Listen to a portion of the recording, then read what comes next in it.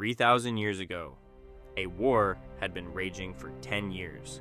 The greatest city in the ancient world stood undefeated behind walls so thick, so high, so perfectly built that no army on earth had ever broken through them. Troy. And the Greeks who had sailed across the sea to destroy it were exhausted, broken, running out of time. Then one man had an idea so audacious, so completely insane, that it should never have worked. He didn't suggest another attack. He suggested a gift, a wooden horse, left outside the gates of Troy, with a note: "The Greeks are gone. This is our offering to the gods. Take it inside your city." And Troy, after 10 years of war, did exactly that. The horse went through the gates. The celebrations began, the wine flowed, and deep inside that wooden horse, in absolute silence and absolute darkness, the Greek soldiers waited. They waited until the city slept. Then they opened the door. And Troy burned. It is one of the most extraordinary stories ever told. And here's the question that has haunted historians for 3,000 years. Did any of it actually happen? Here's where the story gets even more fascinating. Because the answer is, we don't know. And that uncertainty is the most interesting thing about it. Homer wrote about the Trojan War in the Iliad and the Odyssey, two of the greatest works of literature ever created. But Homer wrote them 400 years after the war supposedly happened.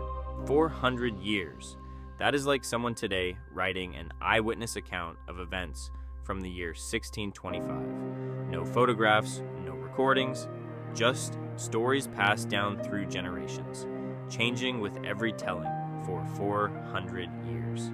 For a long time, historians assumed Troy itself was a myth, a beautiful story, nothing more. Then, in 1871, a man named Heinrich Schliemann did something that shocked the entire academic world. He went looking for Troy, and he found it.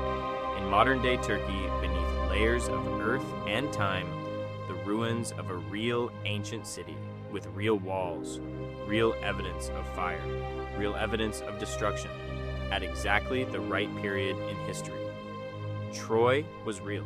The war, almost certainly real. But the horse? That is where it gets complicated. No archaeological evidence of a giant wooden horse has ever been found. Not a single piece. But here's what historians now believe.